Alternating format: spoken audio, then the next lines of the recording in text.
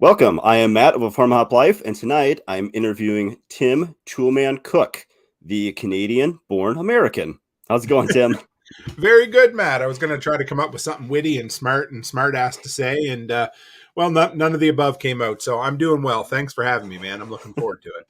Yeah, me too. It's been a long time coming, I feel like. I'm also representing, so there you go. Oh yeah, I never even know. Yeah, that's awesome. Right on. Yeah. So I have you on tonight for a lot of reasons. Sure. The biggest one was that you did a episode that was like time to retell my story again, and you went through.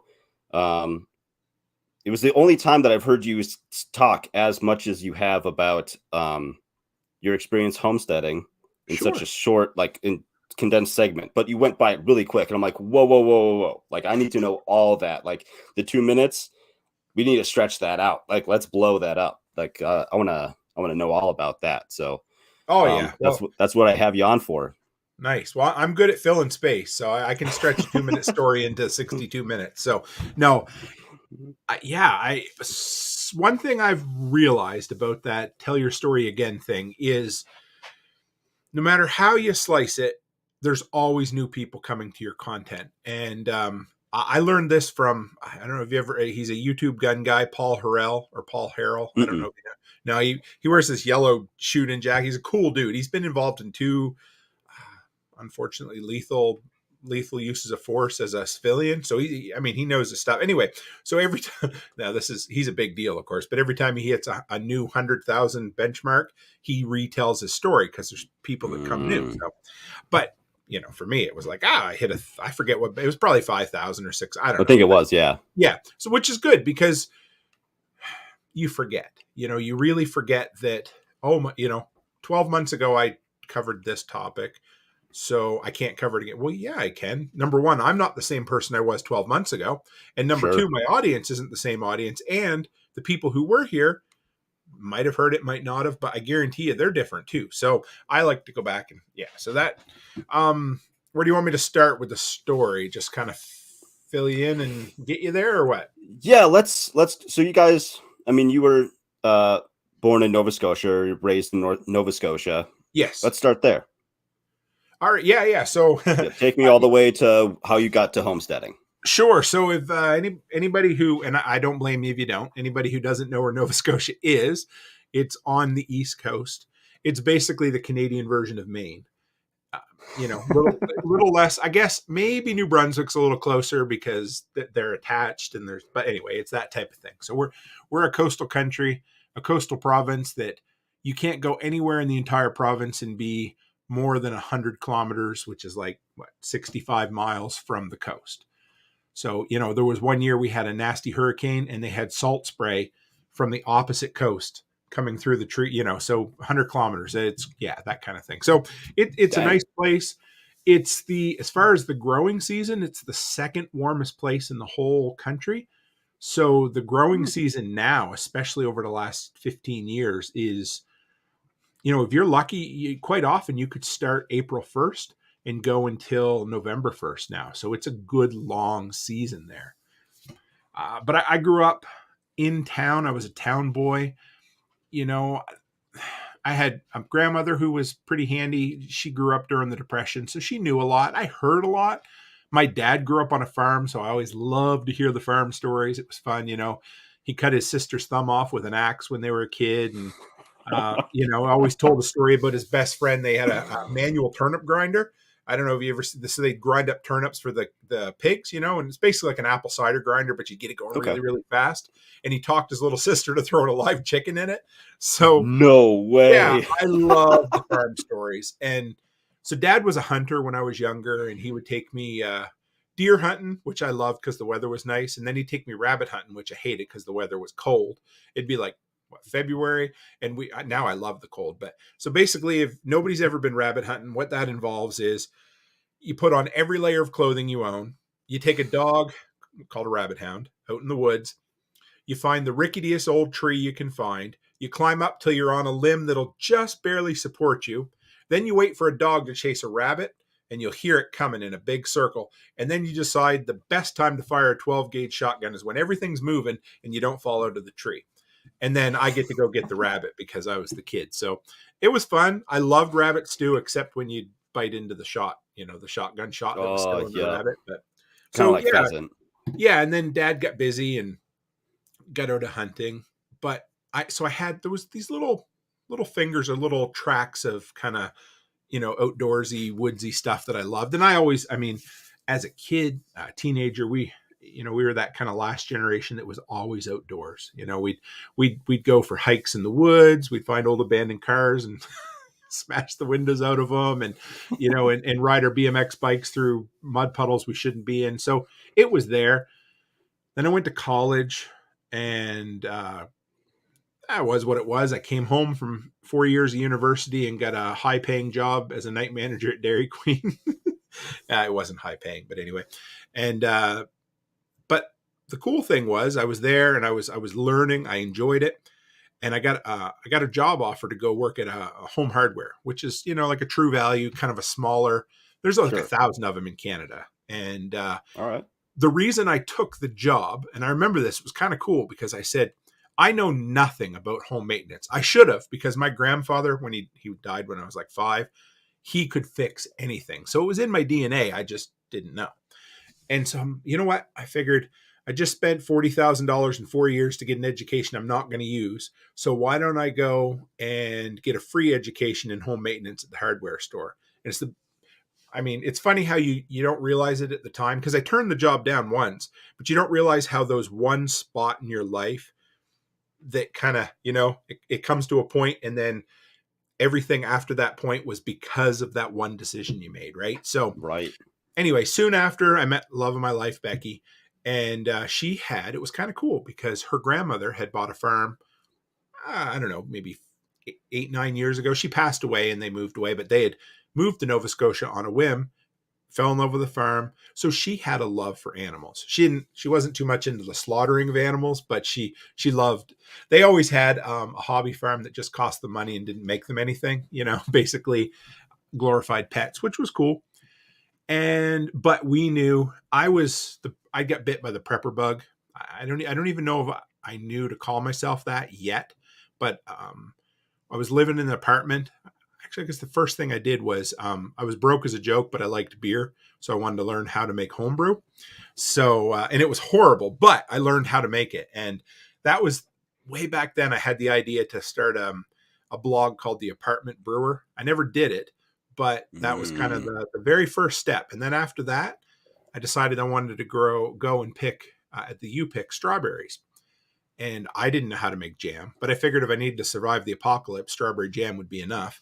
And so I went and I talked to my grandmother. I said, "Can you teach me?" Oh, she was, oh man, actually just passed away in October at 100. So this would have been 20 years ago. So she was 80 at the time. And I said, "I know where there's jars." So I went down. So Mom and Dad's house was built in 3 pieces: new piece, old as balls. Can I say that? Anyway, old as balls. Yeah, that's fine.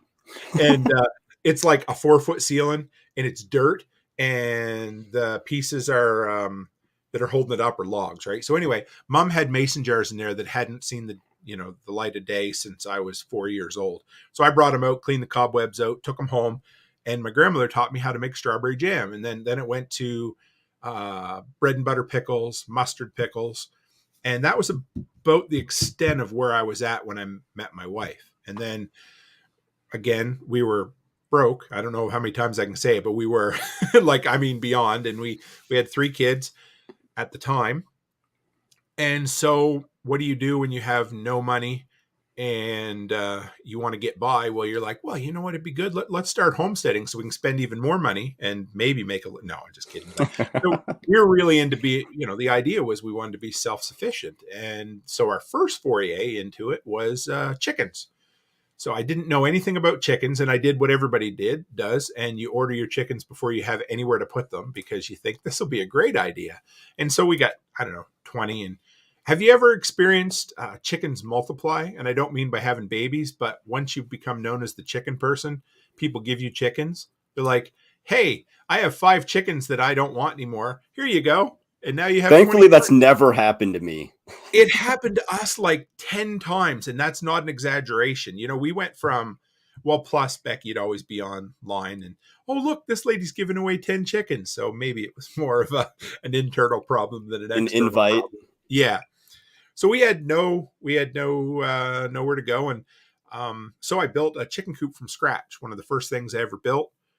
Becky bought me a $30 hammer, which was way out of our budget at the time, and I still have it in my tool bag. So it's been, it's funny how you hold on to one of those like totems or whatever that takes you back. But I've used that to build a couple of chicken coops, sheds, everything. I resided my whole house with that. So that takes me back. And we started with chickens, and we let them kind of free range. And so they would lay their eggs everywhere, anywhere that you wouldn't think. And we were dealing with frozen weather. So you'd go get them sometimes. And if you didn't get them quick enough, they'd crack. And at the same time, and I should mention that we had a really big work truck. So that helped a lot. It was a Dodge Neon. And so we would go to town and get our groceries.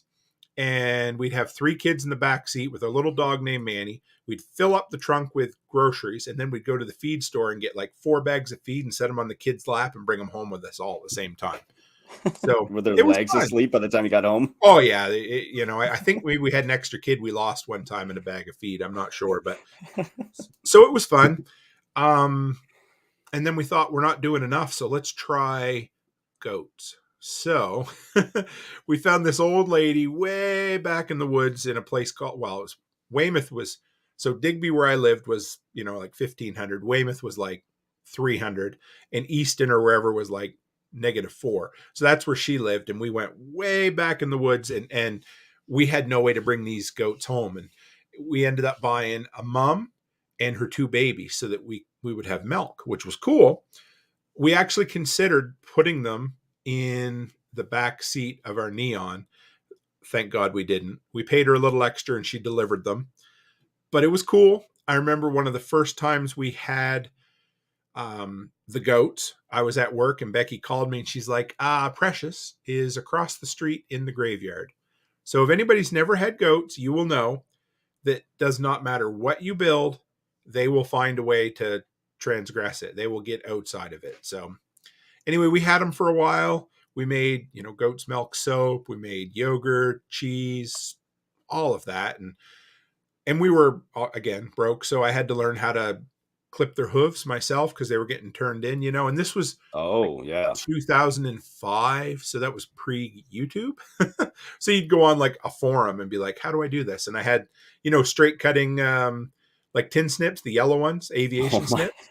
You didn't. Like, are you serious? That'll work. Yeah. So I did. And it worked, except that I snipped one too low and she started gushing blood. No. And of course, we weren't prepared at all. I had no idea what to do. So Becky's on there and we had, I think, dial-up internet, and she's trying to figure out the answer. It turned, cornstarch, for those who don't know, works wonders as a blood clot. So we put it on and she was fine. And yeah, so we learned. I didn't kill her. She didn't bleed to death. And so then it was soap. And we tried like glassing eggs, putting them in like a lime, water solution. We did that. I think that was about the time I got a dehydrator, and I've been into everything at one time or another, right? And you made your own incubator or something like that? Yeah, I built. Yeah, that's right. I forgot about that. I twice built my own incubator from scratch, which was a lot of fun. For those, if you can picture it, I made a plywood box with a plexiglass door, wire mesh inside for the shelf. I stole an old fan off a computer for circulation. I used 2 100-watt incandescent light bulbs for the heat.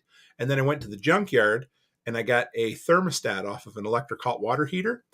And then I got a digital thermometer that I put in there. And when it got to the temperature that I wanted, I can't remember what it is now, I turned the thermostat to off so that it would get up, turn off, get on. I made the whole thing for like $10 because I scrounged everything. Because they were like $100, and that was so far out of my budget, right? So yeah, we did that. And we got into canning at that time. I think it was the next house that she bought me a pressure canner, but it was cool. We did a lot of, so we were doing chili sauce, high acid stuff because we were just learning how to water bath can, which I loved. It was fun. Um, yeah, that was probably the extent. Oh, we did, there was a lot of berries around. So blueberries, and there was a cherry tree. And so I made a lot of jellies, got into making a lot of homemade fruit wines, which were a lot of fun. I always loved that because my goal was always to make, alcohol for the cheapest possible. So I'd make fruit wine, table sugar, and bread yeast. And it was drinkable. Let's put it that way, right? Do you watch Trailer Park Boys at all, or have Yeah. seen it? Yeah. Oh, yeah. Is that called Swish, or is that something else? Is that, What what I'm talking about? Yeah. They're like making like the nastiest alcoholic, but like Bubbles is like, man, it'll get you some drunk or whatever. Some drunk. Yeah. I've kind of dropped some from my vocabulary, but then if I'm around family from out east for a bit, it'll come right back. But people think like it's only a slight caricature of people. I know trailer parks just like that. They're, especially the early seasons, it was really close to real life, and then they kind of went, Ned Flanders and ratcheted it up. But Sure. that was the type of oh yeah, we'd make anything and drink anything. But yeah, I built an apple cider. Let me see, what would you call it? A hopper, a shredder? So we had a lot of apples. So a mincer, like an electric mincer. Okay. Yep. So again, everything at that point, because we had nothing. I had to build it, scratch it, scrape it, whatever. So I built it out of old junk plywood that I found. So the hopper, you got a picture, it's just a hopper like this. And it needs to have a drum in there with some kind of sharp things to tear the apples apart. And then you need something to drive it, like a motor. And that was about it. So I built the hopper. I got a motor from my buddy Harry Conrad. Had an old washing. He repaired appliances, so I could always get old electric motors from him. I think I bought the pulley and the belt, and I needed to come up with a way to make a hopper to shred the apples. So I bought a piece of stainless steel rod and a bunch of stainless steel screws, and I took a piece of maple firewood from my firewood pile, and I paid a guy, I think he had $10 maybe. He ran it out on a lathe to make me a perfect drum for it, and drilled a hole through the center. And then I put the stainless steel screw heads in there, and it would spin. I mean, you'd never want to drop your hand in it, but that thing would shred apples till there was no tomorrow. It was great. And we did maple syrup at that kind of stage. We made a lot of maple syrup, and I was too dumb to know. And I decided it would be smart to boil it down on an electric stove.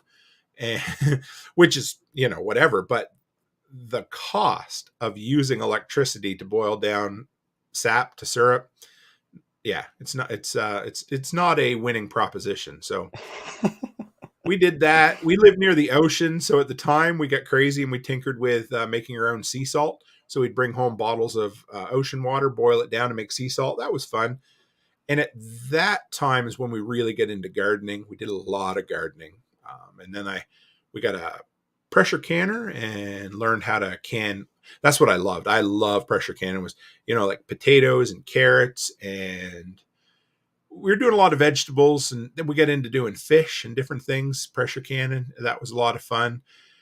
And we did a lot of making the kids school snacks from scratch too, because we didn't, if we could save $1, we would spend 2 hours to make it, because that's just how it worked, right? And Right. so we'd make everything: homemade English muffins, waffles, tortillas, granola bars, whatever the kids wanted, we would learn how to make from scratch, just because we always kept ingredients around. Apparently it's a trend on TikTok right now when they say you grew up in an ingredient household, which I guess is just a fancy way to say you just had bare ingredients in the house and you made things. But at the time, that's what we did. Never heard that. That's no, so it's weird. new. Yeah, I don't know. The Gen Zs, they have weird. That's such a weird flex.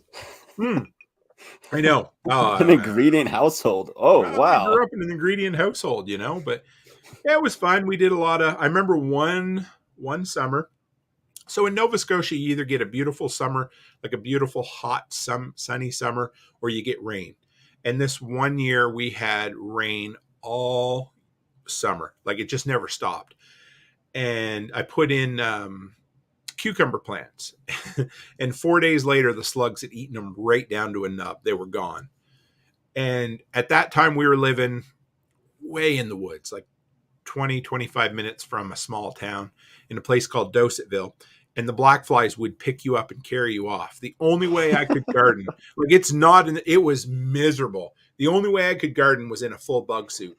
Like I had to buy, That's disgusting. it I was. hate It that wasn't even so worth it. much. Like, and oh yeah, but we had fun. We did a lot of, we did firewood too. I loved firewood until the house we bought, and then we ended up, I got wore out on firewood. But so we did a lot of that, and the kids really enjoyed it. They would always, help stack and split. If for anybody who ever heats with firewood, it's a full-time job. You might save some money, but it was always okay. Well, what are we doing now? Well, we're cutting wood, then we're splitting wood, then we're stacking wood, then we're piling wood, then we're cleaning out ashes, then we're cleaning up the mess from wood. Right? It's it worked. I loved it. And there's no heat like wood heat, but it is it's at least a part-time job year round to do firewood. And the kids always help. There was one time we had a little trailer on the four-wheeler with independent suspension, and I would stack it right full, like 4 feet high of wood, and then we'd come down the hill and the kids would sit on top of it, and that was fun. But going back up, they'd act like little idiots, and they'd jump around, and because the trailer was empty. And I told Olivia, I said, Liv, you are going to fall off that trailer. And no, I'll be fine. I said, oh, I'm just telling you. And about 10 minutes later, I hear Gracie go, oh my, and Olivia fell over the front of the trailer, down in the mud, and the trailer ran her right over, face down in the mud. And she always had situations, but that's part of the fun, right? She always had situations. Oh yeah, it was good. I just started getting into hunting at that time too. My dad, like I said, he used to hunt, but it'd probably even been 15 years by then. So we had to find his guns. He had them up in the attic. We dug them out, and they had been sitting there forever. I still have some of the 30-30 cartridges that we found up in the attic back then, and they were 60 years old then, and I've got a few here that I'll probably never fire just because they're sentimental value. And Sure. We did test one, and it fired fine, but so I inherited an old little 30-30 from Dad that his father had. It may have came from the Second World War. I don't know. That was the story, but you don't know for sure. And the 12 gauge that we used to rabbit hunt with, I got that. And my favorite is the old single shot 20 gauge that he inherited to me, because it's just old and rusty. You can tell it's been used, rode hard and put away wet over the years. And that was Dad's favorite rabbit gun for sure, was the 20 gauge. He loved it. Do you know why he went with the single shot? Just didn't need another shot? I think it was because they were so poor, it's all they could afford. They everything they bought, because I'm pretty sure Dad bought that 20 gauge himself when he was a teenager. So the 12 gauge is beautiful. And actually the 12 gauge is a single shot breakdown as well, but it is just gorgeous. Like it's like a piece, you know what I mean? Like it was done up nice. It has a little bit of engraving in the metal, but the 20 gauge was a working man shotgun, right? It was just, it was all it was. And it was a beautiful, it has just kind of a modified choke, so it holds together enough. Doesn't have a lot of kick. It's a fun gun to shoot it. We actually broke it, so I have to get it repaired. My son tried to break it open without fully releasing the break open. So I got to take it to a gunsmith at some point. But yeah, I was going to ask if you were going to get that restored, or if you were just going to leave it as is. I'll probably let it hang on the wall or something. Yeah, I'd like to get it fixed so it's operational, but I don't think I'd never re-blue it or redo it has that, I don't know how to explain it, but almost like a patina kind of like. Yeah. And how the old guns, they almost got gummy, not gummy, but like the wood gets.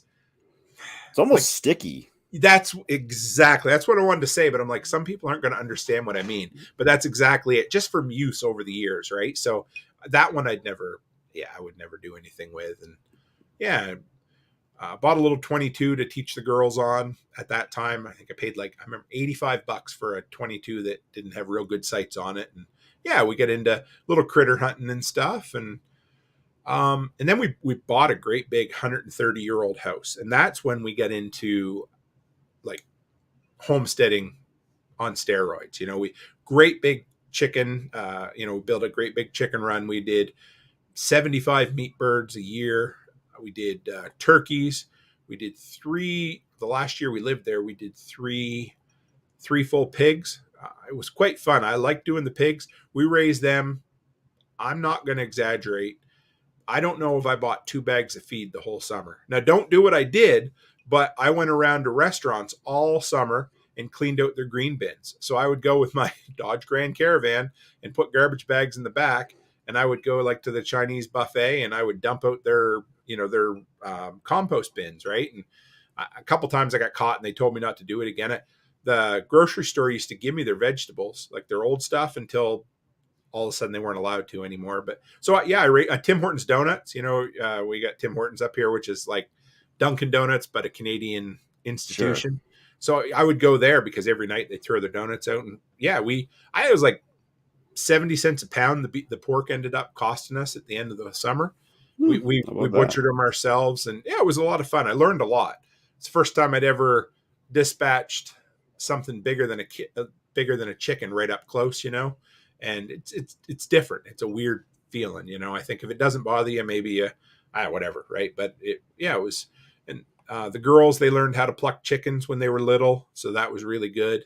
I'd say that was. Yeah, we had massive gardens, like 50 by 50. We had 2 or 3 50 by 50 plots, one that we just did potatoes, and we get into drying beans. And then we lived right on the ocean, so we fished a lot, and we would can mackerel, and I can't remember the other ones, but we'd can some different fish just to try it. And, it was enjoyable, some berries and things like that. And I built a still, got into moonshining for a little while. That was fun just because I have this like scientific brain that if I want to learn something, I just do it. Right. And a lot of times it's not even because I necessarily want to have moonshine around. It's just because I wanted to learn how to build a still and go through the whole scientific process, and sure. So there was that. And beyond, I was trying to think if there was anything else. We did a lot of hunting down there in Nova Scotia. It's really just an excuse to go sit in the woods because there's so few deer that you rarely get one. They're so rare that you're allowed to bait deer there and you still never see them. But we built a little deer stand and put up deer cameras, and we'd get a picture of one once in a while, but never even got a sniff of one at all while we were there. Huh.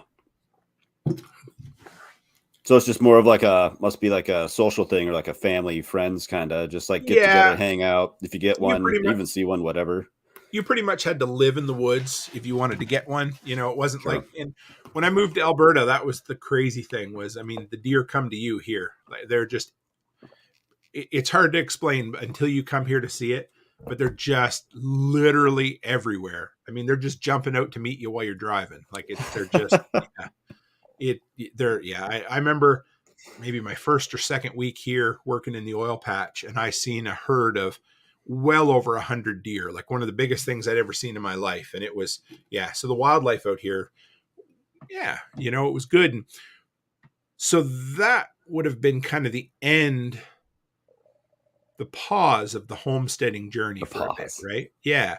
So we had a home that was 130 years old on the coast in Nova Scotia. Love Nova Scotia. That's where I'm from. That's where my family's from.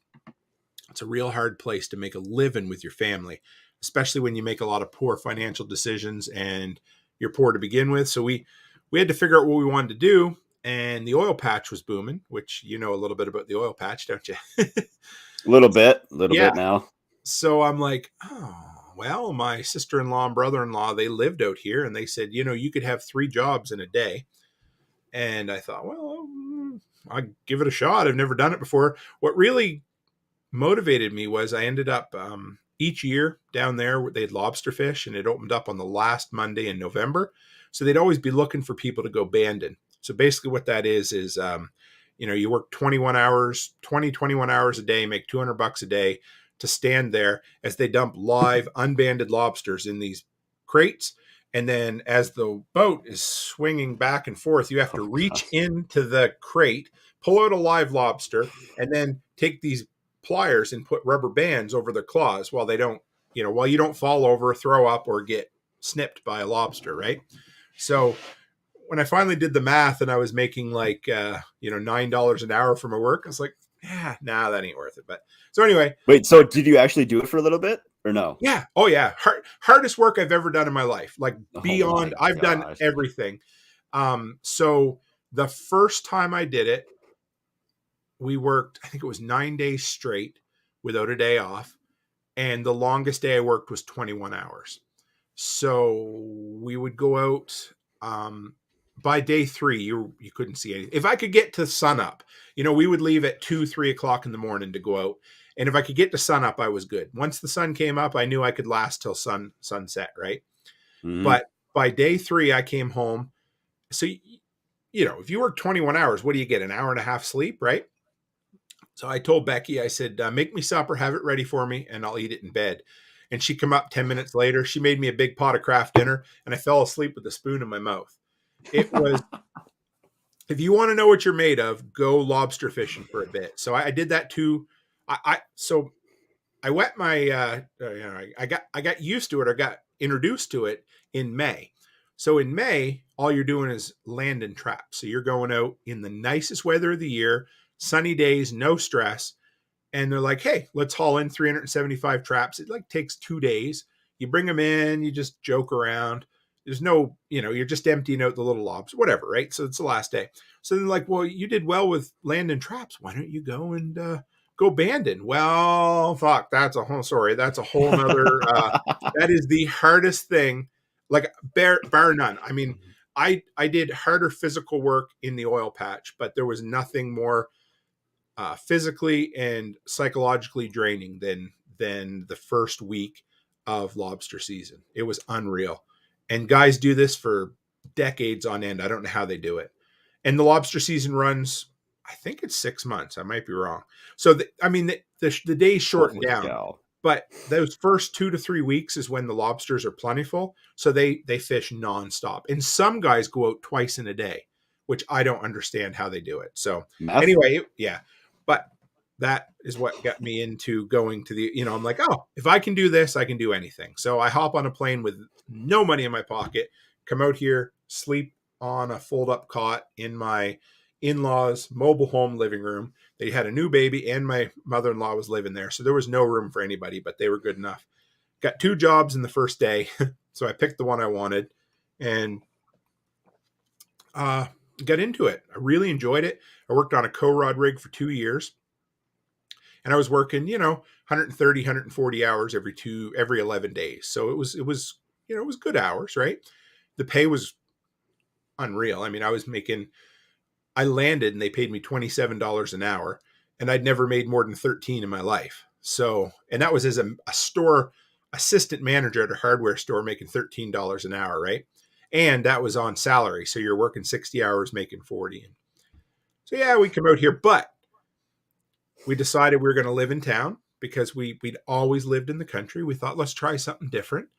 And so really for about 2 years, like the homesteading, of course, you're not going to, you can homestead in town, which, is possible, but it's more difficult. But the whole prepping journey for about 2 years just went completely by the wayside because life was just, we were just getting our feet under us. We were starting to make some real money.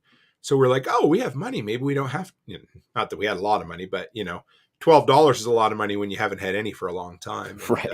so we had money in the bank, not much, but a little. So all of a sudden you didn't feel so desperate and need to be so self-sufficient. Right. And then about a year, 2 years in, I thought, I could feel, I knew the bug was coming. I hadn't listened to the survival podcast for maybe a year at that point. And I was just kind of we've just been so busy with life. We started traveling a little bit and we started to pay our bills off but we were coming and going in 2 different directions. But it's funny how you never lose it. Right. So then it was the smaller things where I would reintroduce my girls to things like how to make bread from scratch. That's always been one of my passions. Took me a few years, but I got a hold of my grandmother's bread recipe. So I taught them, that skill. And then I got into That's awesome. dehydrating. Yeah, it was cool. It was really, I had to go through all my aunts, and it ended up my aunt who just passed away a few years ago. She's the one who sent it to me. So, I cherish that. I have that. And, another thing, if you ever think I need to go and get a recipe or learn how to do something, go do it today. Don't wait, because I was going through the other night. I was looking for my recipe for homemade English muffins to send to Erin from Two Chicks. And I was flipping through and I came across Nana Como's seafood chowder. And like I said, she just passed away in October. But I remember 22, 23 years ago deciding I'm going to go to her house. I'm going to buy the stuff and she's going to teach me how to make her seafood chowder. Now, if I never make it again, I have that memory. I have the recipe on paper and I know I can do it. So it's not lost for at least 2 more generations, right? So just do it if you think of it. And that's part of homesteading, is keeping the traditions alive and the recipes, right? And so Also, just like kind of knowing what your grandparents had to go through to get there, because I'd be very surprised if anybody's grandparents that, any of your followers or whatever didn't have a hard life. A couple of years ago, my wife and I went to visit my grandparents in southern Minnesota, and I'm just like, tell me about this place. Like, you guys have been here 50 years. Like, how'd you get here? And they're like, you really want to know? Like, that was a weird question. And they're like, yeah, let's hear it. And so they did live in town in Rochester, and then they moved out to this farm here. Like, it needed tons of work. Like, pretty much nothing worked, but my grandpa really wanted it or something like that. And so he spent their last $2 or $3 to buy a board at the hardware store just to hold up the kitchen sink. oh, don't you love that?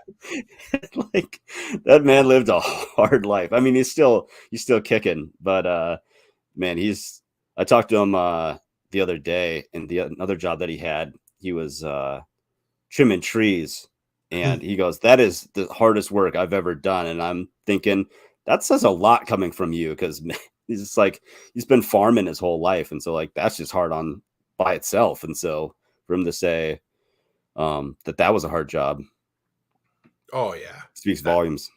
I love it. I didn't realize it. I've come. My passion in life is stories.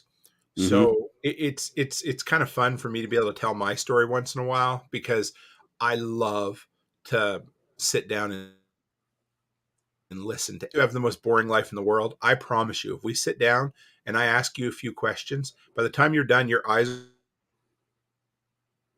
are going to be lit up by listening to someone else's story. So I always love to go and do that. And I used to, like, my grandfather, he fought in the Second World War. And of course I was little and I wanted to hear all about it. I didn't know anything about PTSD or anything like that. So I would always ask him all the questions, like 5-year-old boy, did you ever kill anybody? And you think, and he was always patient and he would tell me things, right? Like, I'm sure there's things he didn't tell me, but he never got mad. For a guy who was an angry dude, like, he was always patient with the stories he told me. And my grandmother was the same way. Like, she still they got married in I think the late 30s or early 40s, and they still had the darkening shade. She had these dark green military shades she would pull down every night, and they did that during the Second World War just in case that German planes or something decided they wanted to come to Nova Scotia. I mean, there were subs and things that came right up the coast there, so it wasn't completely out of the ordinary. But I mean, growing up, even into the 90s and early 2000s, she still had all of the original appliances they bought in the 40s when they got married. Like, you'd go into her kitchen and she had one of the pull down handle fridge doors. I can still hear the noise That's that awesome. it made. Like, it was like a rubber seal and a mouse squeaking at the same time every time she'd open it, right?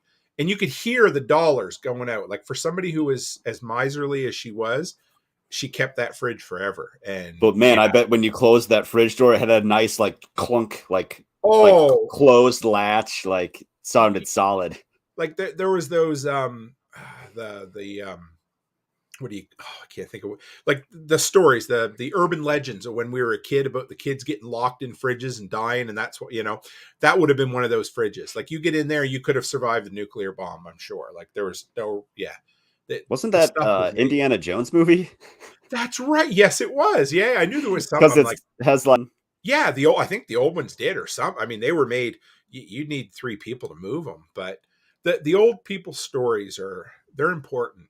Just to mhm. learn and listen and hear because it's cliche. You've heard it a few times now, and I want to say it's a Viking thing. I'm not sure, but they say your first death is when you die, and your second death is when everybody who ever knew you has now passed away. And so, if we can keep those stories and those skills and those traditions, whether you do it in an apartment in New York City or an 80-acre spread in North Dakota, like if you're keeping the old ways alive, and I don't mean like dying of tuberculosis, but I do mean knowing how to maybe milk a goat or milk a cow, because that's something I had to learn when I first did it. And Yeah. baking bread. Yeah, that you would think, but I'll bet you, I don't know. I'm gonna guess 3/4 of the population wouldn't know how to make bread from scratch. Maybe it's higher than that. That's I don't me. know. Yeah, but that's okay, right? I mean, Yeah.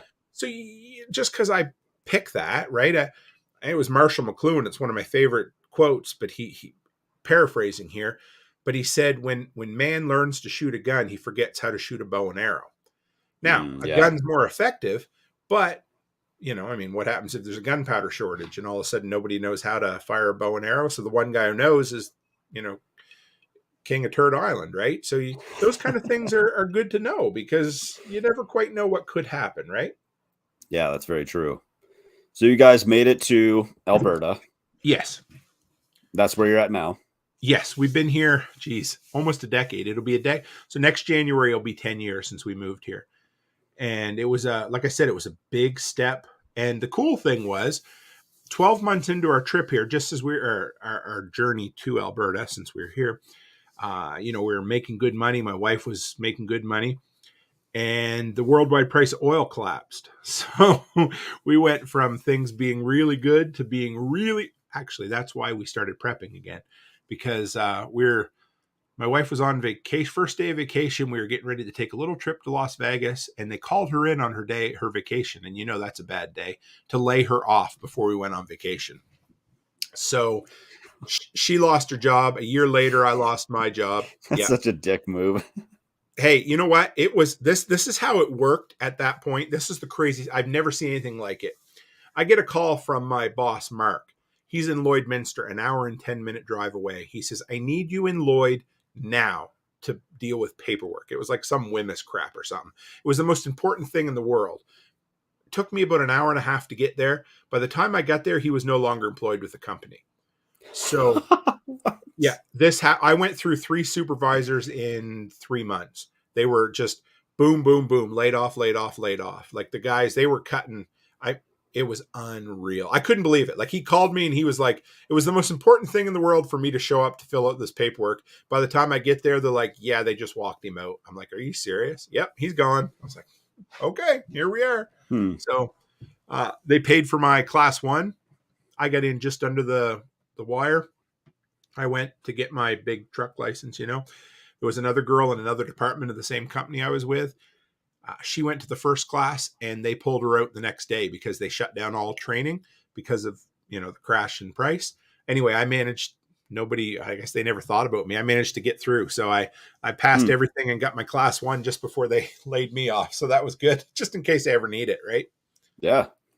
But yeah, so we got that. I guess that's what got us kind of back into prepping. This is probably the most serious we've ever been into preparedness since we've always been prepared because we always wanted to make sure our kids had food. And, we always joked about having the toilet paper closet. If we had nothing else, we had a closet full of, 30 packs of the cheapest Walmart toilet paper we could find, because we'll be damned if our kids are going to, have to use the Sears catalog like my dad always used to have to do. Right. So, Oh my gosh. yeah, True story. They used to they'd look through the Sears catalog and then they'd use it in the outhouse. So I yeah, guess it's I mean it's like an old like stereotype, right? In the TV shows and movies. Came from it, somewhere. it sure did. I mean, Dad got one ice cream a year when he graded high school or graded his, he made it from one grade to the next. Like that was they had nothing. So they were poor. So it was cool. It was actually really neat. But last summer I had my dad on my show talking about growing up in the 50s and 60s. It was one of the coolest. I mean, just to have your dad on the show, but he was here. Like he flew out to Alberta to be with us for a couple of weeks, and he got to sit in the office with me in the studio here. That was cool. He shared a lot of really neat old timey stories that, I maybe heard some of before, but I know there was things I hadn't heard before. Sure. But yeah, so we have lived in what I would call a town living ever since we got here. But we've done a lot recently. The last couple of years, I've built wicking beds, which, if anyone out there has ever wondered, well, first off, they might wonder what the heck a wicking bed is. But if you don't know what it is, it's the greatest thing since sliced bread. But I screwed up the first one. So even the Toolman, yeah, here I am, The Rock, talking about myself in the third person. But a guy who goes by Toolman on YouTube can screw things up royally. So we wanted to build a raised wicking bed. And so for those who don't know, wicking bed is like aggregate in the bottom, gravel, some sand. You put perforated 4-inch sewer pipe or something in the bottom. It's basically like a reservoir that'll hold water, and you bring it up to the side. Then you put soil on top. So I put reinforced wire mesh and then some boards going across. And I got about 3 shovelfuls of soil left. So wet gravel, sand, soil. I throw the level of soil in there and boom, the whole thing collapses. So it happened. Yeah. So remember, right? But anyway, the next year I built new ones on the ground. And yeah, if you live in a dry climate like we do, where literally the wind just pulls moisture out of the ground, wicking beds with a mulch cover are the best combination you will ever find. I bet you I only had to water my garden, my bed, maybe 3 times all summer last year. So you fill it. I mean, you've got 4 inches. Oh, and you line it with pond liner or whatever, but you got 4-inch perforated pipe that makes a full circle in the bottom of the 4x8 bed, and then it comes up, and then you fill it until the water overflows the top, and then the water wicks from the bottom up to the roots, so you lose nothing through evaporation. And then you put mulch on top, and it holds everything in, so the wind can't get in anything either. Supercharge your growing. Just awesome. Yeah, it was great. I'll have to keep that in mind. We just had a guy come out to the property probably like a month ago, and then he did like a follow-up on Nice. Sunday. And one of his ideas was like one for rain catchment, but also two, like another way to grow was timber frame ponds. And I never thought of doing timber frame ponds here. I mean, obviously you're in Canada, you're more north than me, but I'm in Montana, so Sure. like Well, that's not that far. Yeah, it'll freeze Oh yeah, for guess sure. And so I'm like, I never considered it, and so I'll have to keep that in mind. Yeah, I mean, 6 months. Well, I don't know, 4 or 5 months of the year. Um, you can get away with it here, and then the rest of the year, if you have, I'm not sure. In Nova Scotia, it was very common to have ponds that would freeze most of the way to the bottom. Now here we have more than a 10-foot frost line. So I was looking at putting a below ground rain catchment in here, and yeah, the top of the tank needs to be 10 feet below the ground. So it was crazy. So we 10 got into, feet. yeah, I know. I called. I thought it was a misprint on the government's website. So I called, and they're like, no, you live in a 10-foot frost zone. I'm like, because I grew up where there was 3 feet, and that was overkill. Now we haven't had that probably in 3 or 4 years here, but yeah, can you imagine 10 feet? So I wanted to put a big, I don't know, maybe 500 gallon, maybe 1,000, I don't know, down underground, so that I would have water. And then I was going to gravity feed it into the basement. And Anyway, I'm not doing that. That's too far. 10 feet, so whatever, I was right? gonna say, how do you even like get down that far? Because I mean, even those like big ditch witches that have like the tracks, those only go 6. About the best you could do would be, if you had a skid steer or a mini excavator and you built yourself a ramp down to it so you could dig down and then Oh bring the my material god, out. Yeah, no, I'm. that's so much work. So what do you guys do for? Oh, I What lost do you you got? for a second. Said, what'd you do for what? What do you guys do for like running water lines underground? Do you have to? I mean, you're gonna have to go that deep. Yep, yeah, they have to be over 10 feet deep. So Wow.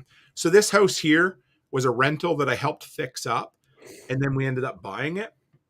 So I helped the owner at the time. Well, there was always We got a standing couple of water. comments. Oh, what did we get? That's a That's deep a deep hoe, if you know what I mean. Yeah, And that's Chris what Chris Dixon said. said they need to adjust the numbers for that frost depth that hasn't been that deep in decades. Yeah, and he's not wrong about that. That's what I mean. We don't even have frost this year because we got snow on the ground. But yeah, it hasn't got there. But that is what we are in a 10-foot frost zone, which is insane. But That's yeah, crazy. so we had standing water out front, so we had to replace the sewer and the water line to this house, and he had a mini excavator that almost we had to dig the last little bit by hand. It couldn't reach the bottom of the hole, so that tells you how far down it was. It was just awful. Wow. That's But that's crazy. we did comfrey this year, so Chris Dixon, he came up and brought me a bunch of comfrey plants that just grew gangbusters in my wicking beds. So we made comfrey salve this year.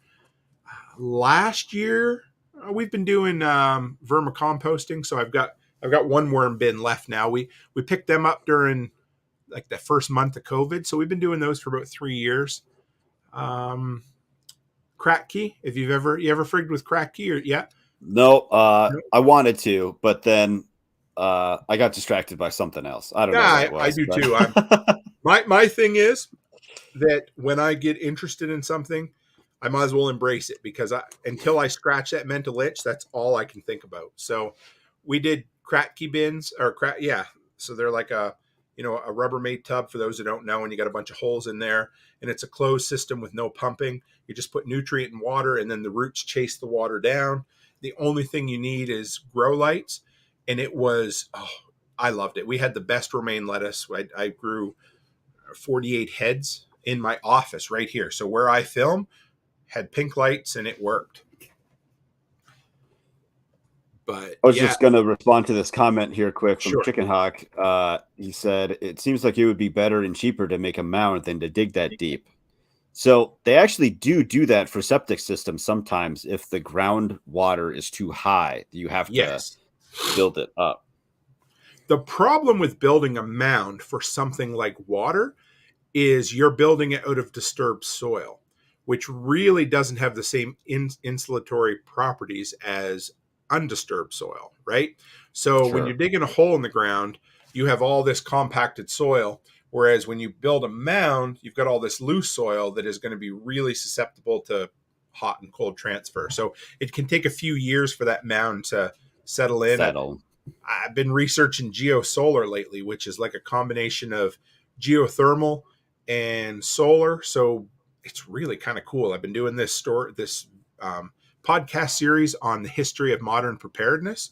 So tomorrow night's the 1960s, and I've been reading about this guy named Don Stevens, who was famous in the retreater movement. So basically, they wanted to retreat from society, and he invented this concept called geosolar, which is basically building these huge mounds around the foundation of your home, putting big pipes in there, and then using solar heat to store it with a closed loop system that would actually store the heat in there until wintertime, and then you could draw it out using in-floor heat. So it was a way that we always used to joke, too bad you couldn't capture the sun in the summer, use it. Well, this is what this dude was doing legitimately. So it was kind of cool.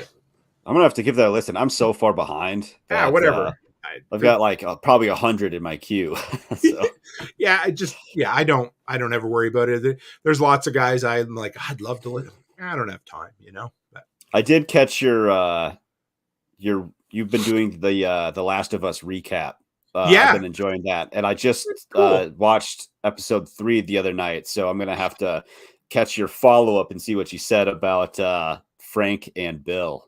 Oh, I love that episode. That was a good one. I it made me cry just a little bit. I teared up at the end, but it was such. I know we're going on a tangent here, but it was such a It's fun. masterful piece of storytelling. It was an epic in the true sense because we all use the word epic now, but epic means a story told over a long period of time, and that's exactly what that was. And it was cool because it was a prepper.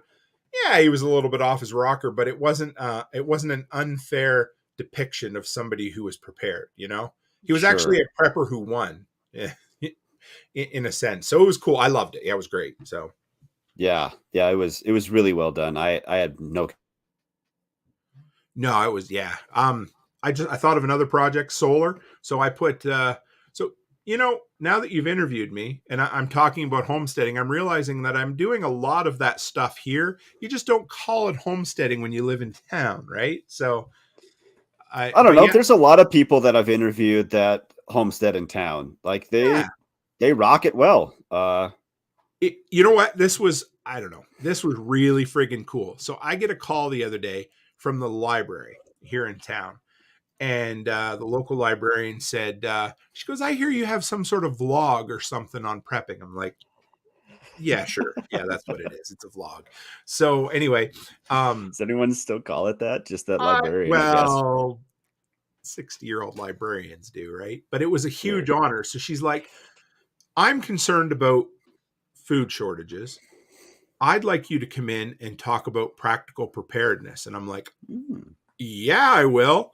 I mean, I was stoked because I'm thinking this is what you want. This is where you want to go in and chat with people who are maybe open to the gospel of preparedness, but haven't accepted it into their heart yet.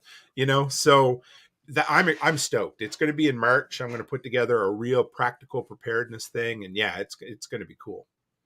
that sounds awesome. That sounds like an awesome community building thing. And like That's it's yeah. Oh, yeah. So I digressed, but the reason I said that is I've been toying with the idea.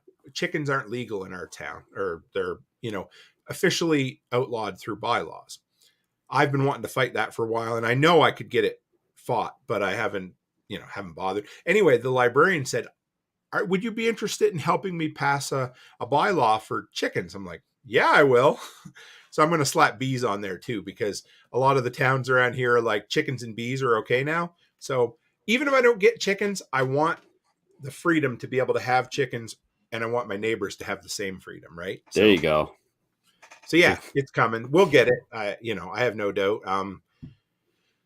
Solar. So I put in, I Right, just right. put two 100-watt because I wanted to learn, right? I put two 100-watt solar panels on my storage container. Built I got four Group 27 deep cycle batteries. So I built a little battery bank in my garage. And then I was like, oh, let's see what I can do. So I can run my whole garage furnace, all my plugs, my LED bulbs, and my DeWalt battery charger all off the battery bank for a while if I need to.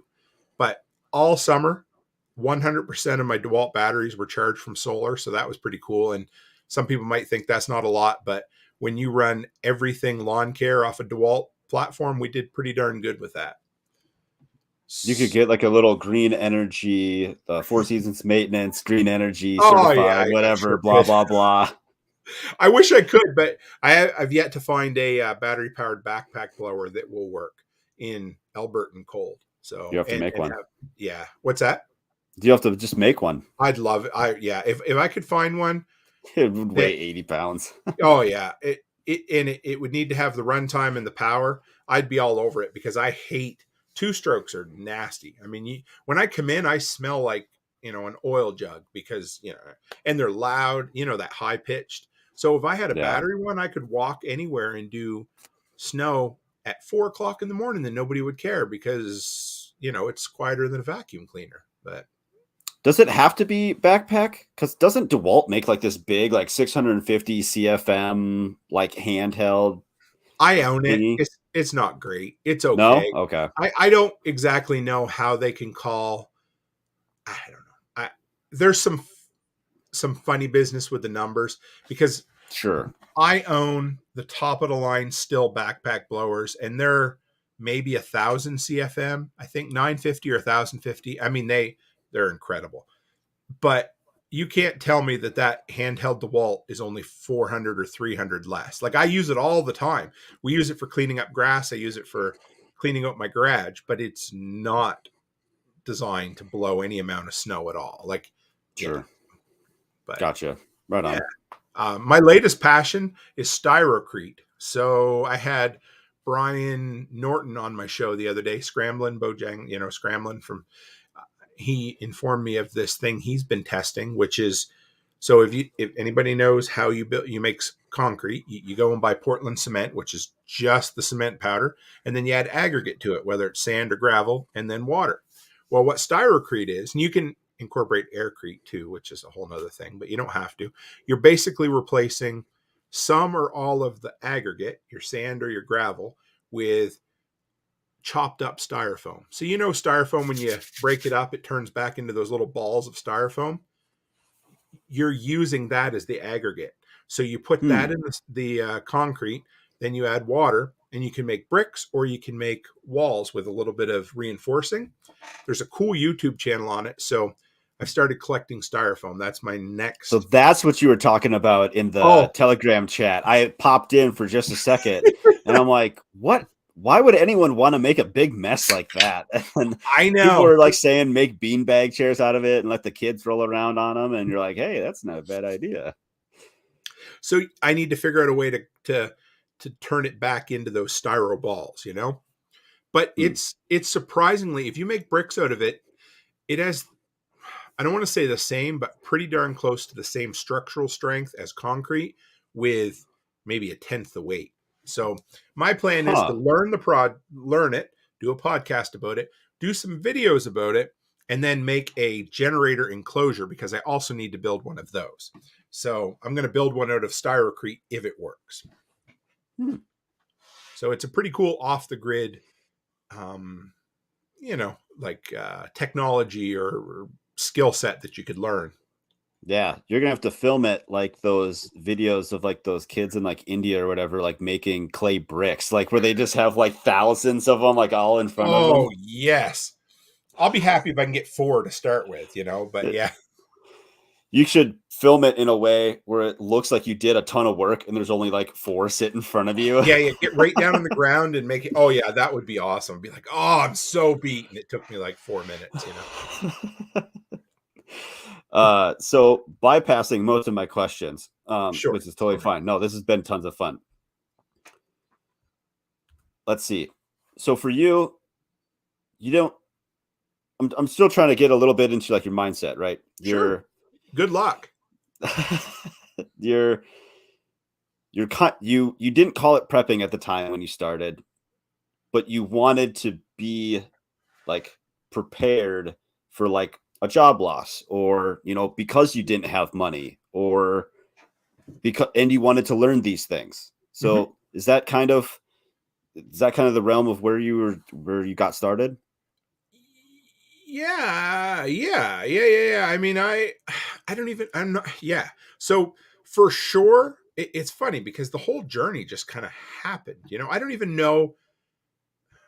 I think that I finally realized that what I was a prepper when I finally came across somewhere around, 2012, 2013, when I don't even know if it was because of the survival podcast. I think I was already in that mindset and went looking for something, and then that's where it clicked. I don't know. Sure. But yeah, it was a bit of, it was a bit of, I need to learn this because there's no other way, because I have no money. I want to learn the old skills. I always wanted to learn something new. And then when we had kids, then it became, well, I'll be damned, we're not going to the food bank. We need to grow it or save it or store it or, preserve it. So yeah, that's certainly where it came from. And then it kind of led into being more intentional about being prepared. Gotcha. What would you say has been the biggest challenge you faced in dealing with prepping or homesteading? There's probably 1,000 things. For me, again, I I don't necessarily think maybe I have ADHD, but I have something. I remember when Jack did that episode on the modern Renaissance man, Yeah, and because I really did. I always thought there was something wrong with me because even in high school, I could never stick with a hobby. I would get infatuated with whatever my latest interest was, and I would read everything, buy all the stuff, whatever it took, and then I would drop it like a bad habit once I learned. sure. Once that itch was scratched, if I became 80% an expert on something, then I moved on to the next thing, right? I thought that was the wrong way to live. Well, it turns out that a lot of people are that way. And so embracing that helped a lot. Learning how to curb that a little bit by maybe not spending on certain interests immediately, letting them fester or coming up with ways to do it. But for me, it even still, it is the wanting to do it all, but needing to focus or uh, bring that to a point, right? Because that really, and that might sound cliche, and I don't want it to, but that is really my biggest struggle, even to this day. Is I Sure. always feel, well, I mean, I use an agenda every single day, and I put what I need to do. I have a theme for the day, whether it's property management, whether it's right now the daycare renovations or content creation. Those are my 3 days. That's all I have, and then days off, and everything needs to fit into that. Because if I don't put it on paper, I never feel like I've done enough. I could work from sun up to sunset and I still think I should have done more. So for Right. sure, that has always been my personal psychological internal struggle is you're always thinking, I can do more, but no, you need to learn how to focus that. And I've gotten better at it for sure. I've heard you talk about that a little bit. And I've heard Brian from the last project talk about that. And I was like, man, I thought something was wrong with me too. But here are all these other people that, just, like to dabble into this, and they kind of like, not, now I'm bored of that. I'm going to go over here and do this. And It, so it- I it's definitely have that bad. it's cool. But It what's is neat? kind of cool. I we've all, without knowing we were all like that, we were all attracted to one another. We've all become part of this larger, anarcho community that is just like, you know, entrepreneurial minded. And we're all like, oh, look, a squirrel. Every one of us are that way. And I don't know why that is, but it's the craziest thing because you'll have people that you've known and connected with online for a lot of years, but maybe never talked about that one issue. And then you start chatting about it. You're like, yeah, that's how I am. So for some reason, there's this underlying energy or attraction to one another that we might not even know that we do that. But when you realize that that's cool and it's totally okay and there's nothing wrong with you, and if somebody's out there listening thinking, holy crap, I didn't know that. Well, it's true because I remember I was in this house the day I heard that concept because I would just started my business. I was doing renovations. I was laying floor in the living room up there. And that's the day Jack did that episode on the modern Renaissance man. And the whole idea of it's okay to be interested in something and then move on to something else. And it completely freed me. It didn't happen overnight, but it sure helped. So how does that freedom tie into entrepreneurship then? Well, that's a whole nother thing. I mean, I personally, I have because I make lists and I create content and, I like to teach. So I have what I call the pillars of modern preparedness. They're all written down. Don't ask me to recite them all right now, but my top one is definitely one of them is entrepreneurship because it gives you the freedom, the freedom to make your schedule, the freedom to make or not make certain choices that you may or may not want to make. It gives you the freedom of income, so all of those are into that. Now, that whole mindset of being interested in one thing or another can be tricky in entrepreneurship because what happens is if you get really good in making money at something and then all of a sudden you're not interested in it anymore, no matter how hard you try, it can be a real challenge to stay motivated in that. Sure. So I've had to curb that quite a bit. Now, some of the ways to mitigate that or to be to do what I did and become a serial entrepreneur where you're always doing something new. Now, I still from day one, I've done snow removal. And for some reason, I love going out at 5:30, 6 o'clock in the morning, and it's so satisfying. I've always enjoyed it. I love going out, but there's a lot of things that I used to do that I don't do anymore. Partly because I lost interest, partly more so because I could make more money doing less by picking other jobs. Right. But yeah, so in entrepreneurship, if you're that type of person, either learn new skills. That's really important. So, try new things, but also stretching yourself. Even so, if you become a handyman and that's what's making money, putting, food on your kids' tables, then what you can do is, like what I say, the 10% rule, always take a job on that's 10% more than you've done before, so that you're always stretching yourself and learning something new. Because for me, if I can't go to something completely new, if I can learn a new skill or physically make myself a little uncomfortable, that helps a lot for sure.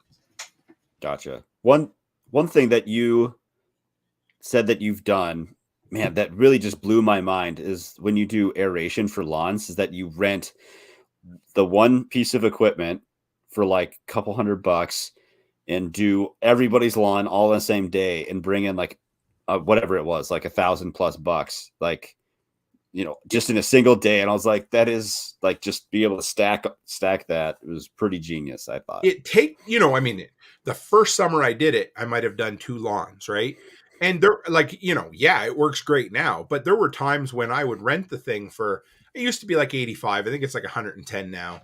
Who knows why, but anyway. So, there were times I rented it for more than the job cost me to do, or that I made, but it was for a customer, or I wanted to be able to offer that service. I don't recommend doing that. But then, I think at the busiest summer I had, I believe I booked 13 jobs in one day.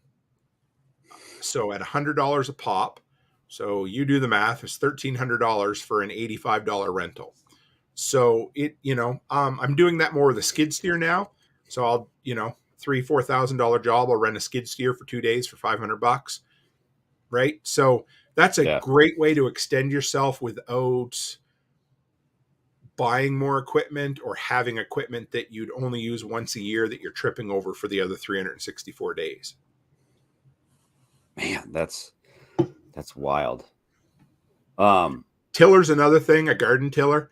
I've never made that much money with them, but I've made $500 in a day for a $75 tiller rental. Mm-hmm. So think about that, and the crazy thing is, if you own a tiller, how many times a year do you use it? 2, probably 2 at the most. So that means that for the rest of the year, you're tripping over that tiller, right? You need to maintain it. You need to winterize it, de-winterize it. You need to hope it's going to start. The great thing about a rental place is you wash it off, you fill it full of gas, and it's ready for you to go the next time. They take care of all the maintenance, the storage, and you don't have to ever pay out of pocket more than what it's going to cost you for the day. Yeah, that's something that's been very valuable here, because like I don't have a garage. Like I don't have anywhere to store it. Like I built a shed out of pallets that they ship hot tubs on, big 8x8 pallets. Nice. I built a shed out of one, and it does okay. Right now it just holds a lot of junk and mouse poop. So maybe someday we'll get a garage, but there's no, I don't have a snowblower. I don't have a weed whacker. I don't have any of that stuff. It would remind me though of have you seen those videos on TikTok where the guy goes around with like an edger or whatever and cleans up driveways? And oh yeah, those guys are like, they're weird. Like why would you do that? I can't figure it out. I don't know. I'm sure maybe he runs a business. There's no way. I mean, maybe he makes ad dollars. Man, I'm going to sound like a dick, but my time's too valuable to go do that. You know what I mean? Like I don't, I mean, I will help people, I will, but I'm not going to spend, I don't know. That's just me. I'm sorry. It looks like half a day that it takes them to get that done. I know. And they're constantly making content. So I don't know. Right. So. Right. So you had a big purchase recently. You bought land down in Tennessee. Yeah, I was thinking, yeah, what one? Yeah. No, it's been crazy. So yeah, so that was huge. That was such a cool thing. What pushed you over the edge to finally pull that trigger? I guess a few things, but to back up a year, yeah, Chris Dixon says it's for clicks, likes, and monetize. Oh, he's talking. I thought he meant me buying the land. Sorry, yeah, I'm so full of myself. I think he's talking about me. So yeah, so okay, go back to April of last year. I mean, I've been part of the extended survival podcast community for, well, it'll be a decade now.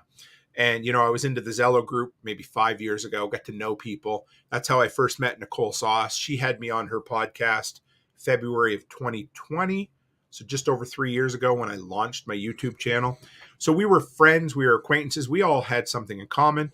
So if you're ever thinking, do I need to meet my imaginary internet friends in real life? The answer is yes, all day long, unless they're a weirdo. But so you got to take a chance, right? So we went to Yep. her event last year.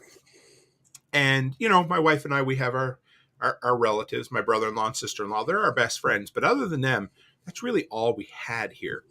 So I remember leaving Nicole's. It was Saturday night after dark, walking down the hill to our car. And I kind of, it was sad because I knew we were leaving everybody that we really cared for. But Becky, my wife, who, she's been into it, but not like I am. She said, "Hun, we met our people. We found our people." Well, I still get chills thinking it, right? So that was the first step. And when we left, like, I'm not kidding, we were in the hotel room over the next couple of days. I think maybe it was the first night we were home in our house here. She was on Zillow looking for land in Tennessee. She's like, we need to find something. So anyway, then it kind of passed. We knew we wanted it. So then I went to prepper camp in North Carolina in September, then Self-Reliance Festival in September, October. And when I came home, I knew. I went to, if you've never been to TAC Response, I went 4 days in Tactical Response, which is in Camden. I went to John Willis's compound, and that was it. Like, I knew we needed land. And we've always wanted something else, something apart or away.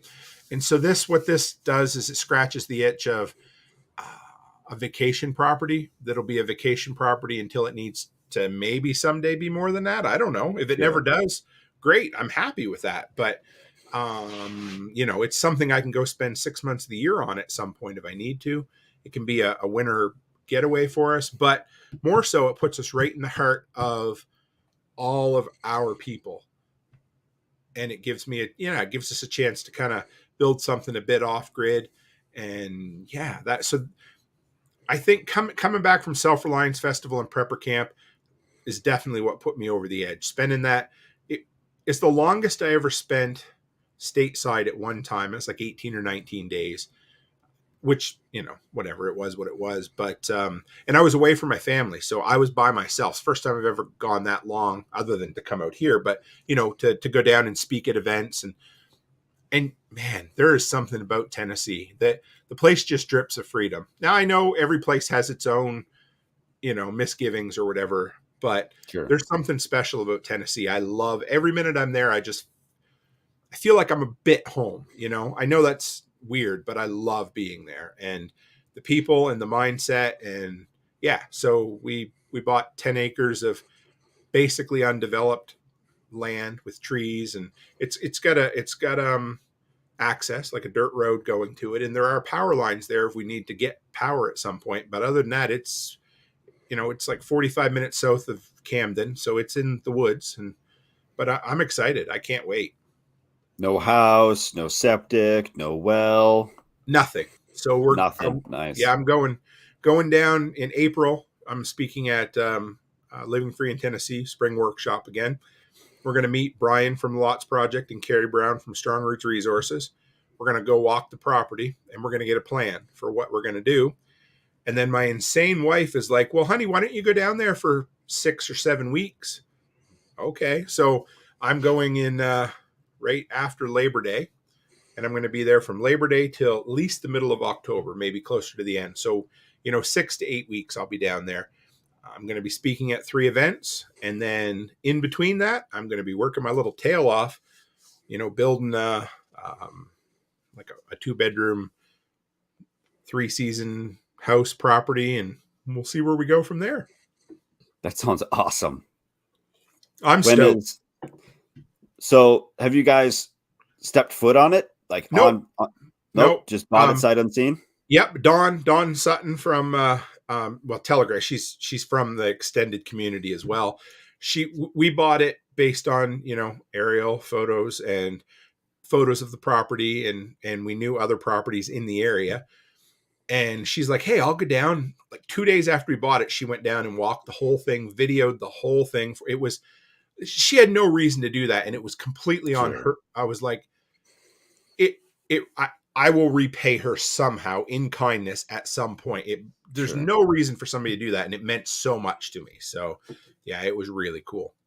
That's fantastic. I'm excited. I can't wait. There's nothing I love more than a blank slate, because I'm a planner and I love to like put things on paper. You know how you like plot your garden out in the winter? Well, for us, it's projects, right? So last year I built this huge covered deck. Anyway, so in the wintertime, that's what gets us through these long, miserable Albertan winters, is the prospects of being able to go outdoors in the hot sun and work your tail off all day. That's right. So did I hear that were you planning a workshop for this summer, or is that still on? Yeah, it is. And I also found out something else really cool.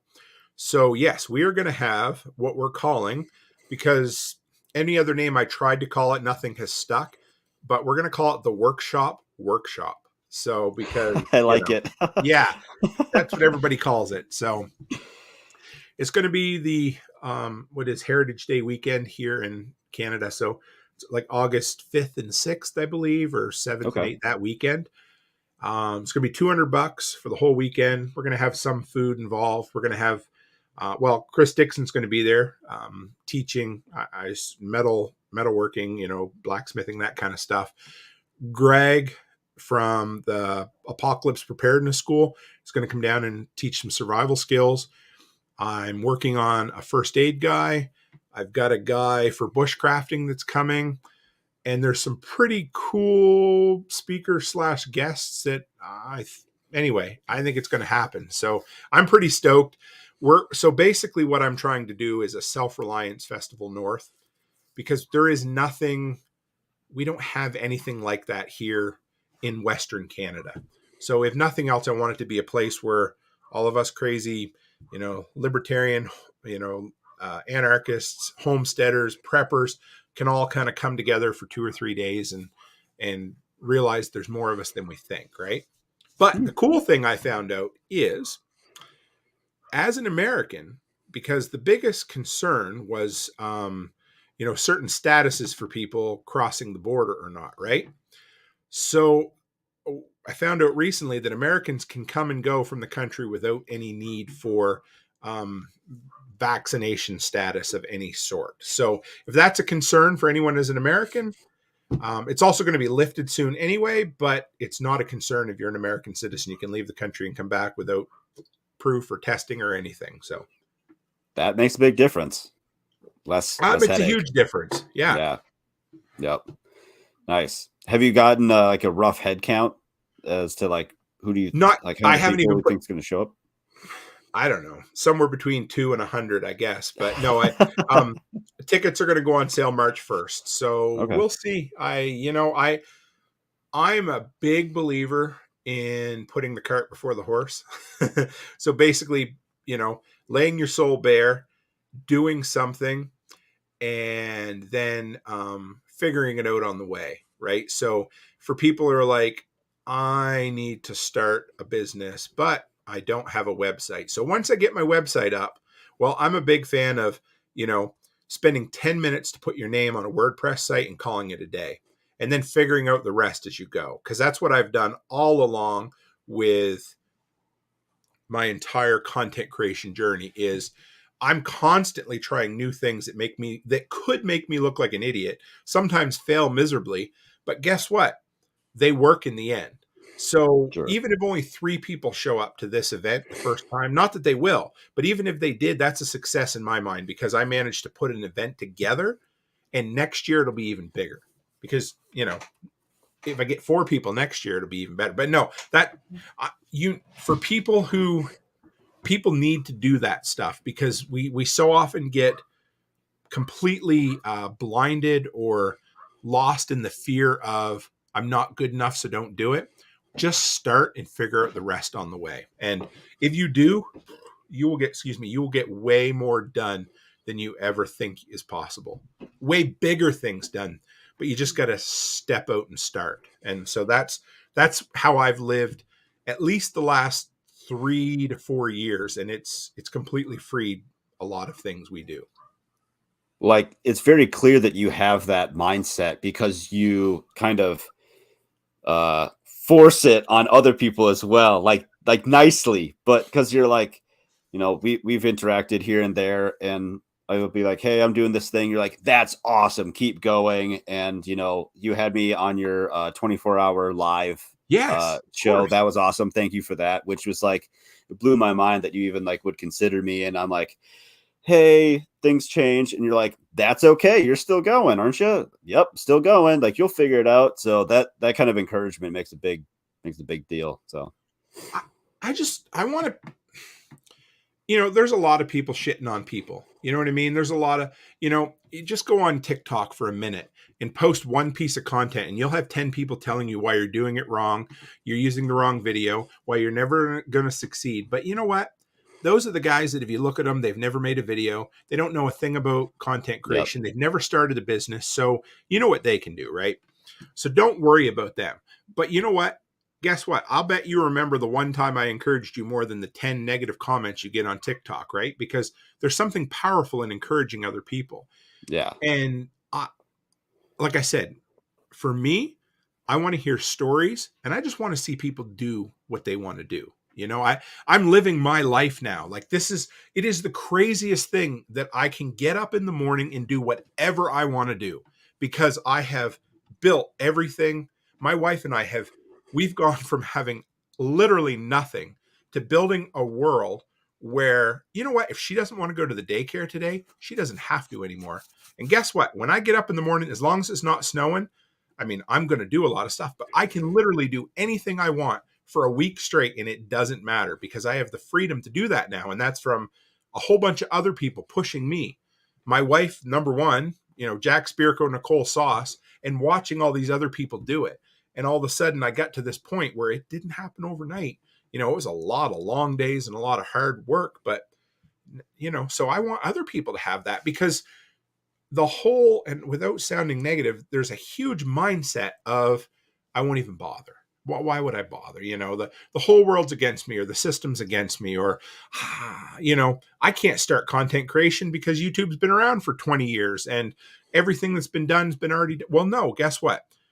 I promise you, it has nothing to do with content. It has to do with the person teaching it. So if you're thinking about doing it, do it, because you are going to click with 100 people that they're not going to click with anybody else. So just start and figure, you know, you'll figure it out. Surround yourself with people who are at your level or a little higher, you know, because what do they say? You become who you hang out with. So find people that you want to emulate. Even if you can't interact with them personally, figure out how to have them mentor you through listening to their content or watching their videos or just living by their example, right? And yeah. But yeah, I live to see people succeed, because there's too many people. There's too many must be nice, or, oh, I only wish that people out there. So, you know, yeah, you know what? It must be nice, because you work your tail off for a lot of years and you get success from it. And anybody can do it. That's the crazy thing about living in North America is, if you wake up tomorrow and decide you want to build a successful business, well, the only one stopping you is you. You know, we've all got the same amount of time in our day, and figure it out, make it work, and just stop making excuses, because all an excuse is giving you a reason not to do something. So, right. It's just your rationale, just like giving you an out, kind of like, and it could work the other way too. Like, I know I shouldn't do something, but I could rationalize it into talking myself to do it, kind of thing. Oh yeah, I do it too. Absolutely.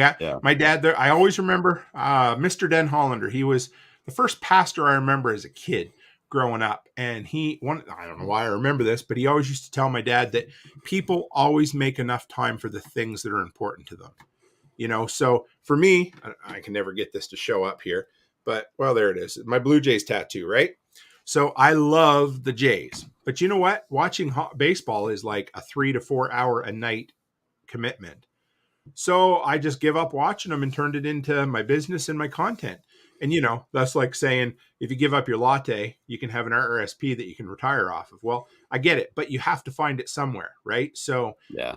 If baseball was important to me, I watched baseball. Now,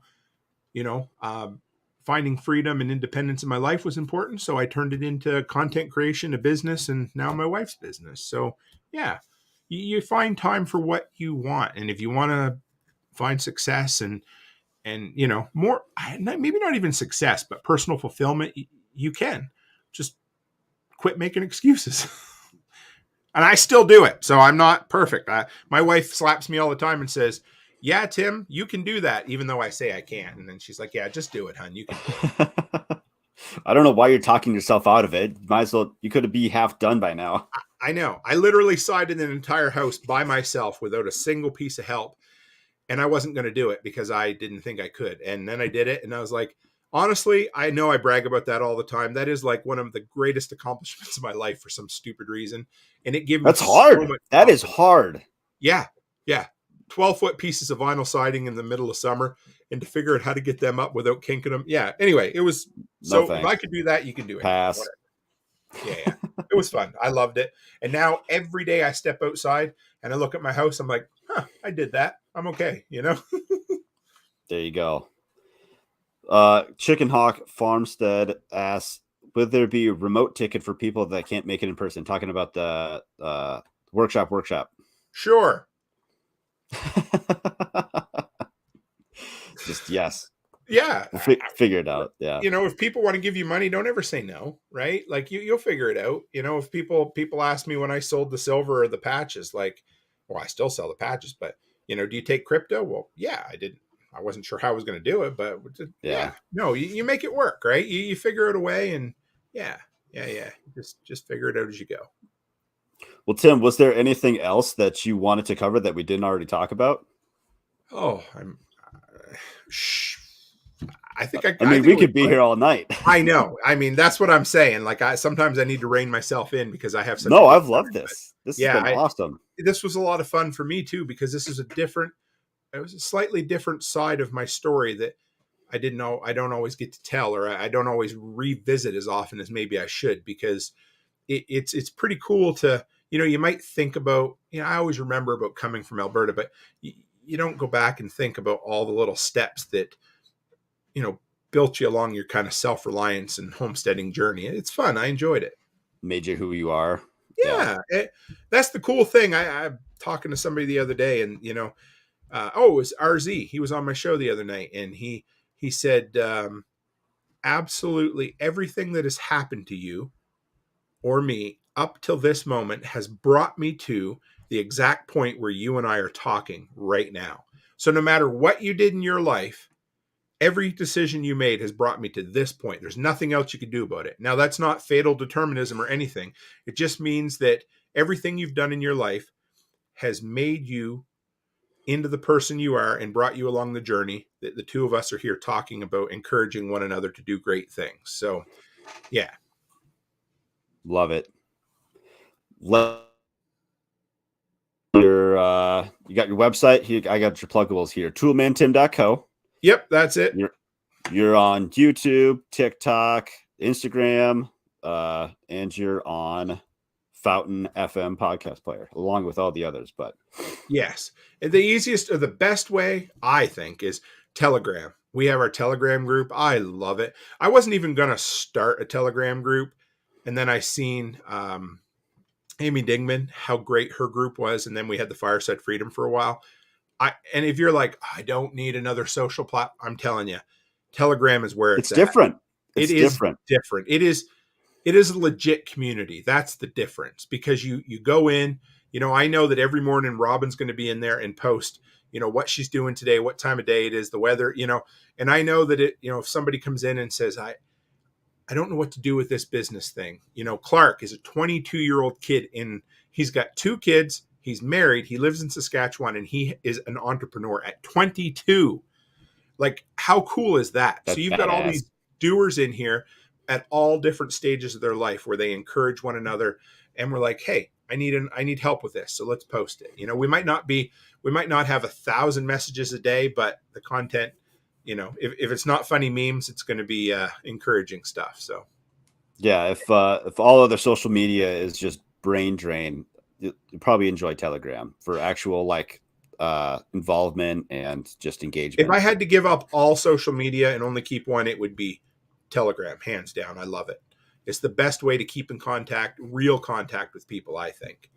You get Like the there's conversation. So yeah, you get conversations there that you don't get like on the bigger social medias because people are you like, I don't want couldn't. to post this. No, exactly. And Keep this you know, private. it might not be completely encrypted like say Signal is, but the Sure. user experience on Telegram is 1,000 times better than Signal. So I really like it. Yes, And agreed. the Patch of the Month Club, that's my baby right now. I love it. I don't have any here to show you, but I needed a way. People were like, we need to support you, Tim. How do we support you? And so I started doing Velcro patches, you know, morale patches, little 2x3 Yeah. patches. So every single month I have one. This month was shoot, shovel, and shut up. That's what it said on it, little green patch. And yeah, so they're usually a little politically incorrect, but they're humorous. And they usually have to do with prepping or something. I got a real good one for this month is going to be good, but I got a really cool one coming up in 2 months. But yeah, it's $10 a year, $10 a month or $100 a year at patchofthemonth.co. And I love it. It's fun doing. I love sending them out. I love seeing the big stack of envelopes go out every month, and it's done a lot better than I even expected it to so far. So Awesome. Well, hey, thanks for being on, Tim. I've really enjoyed this, and we'll keep in touch for sure. Maybe I'll see you at the workshop. absolutely, anytime, man. All right, this has been Farm Hop Life Podcast. Check us out, farmhoplife.com. farmhoplife.com. See ya.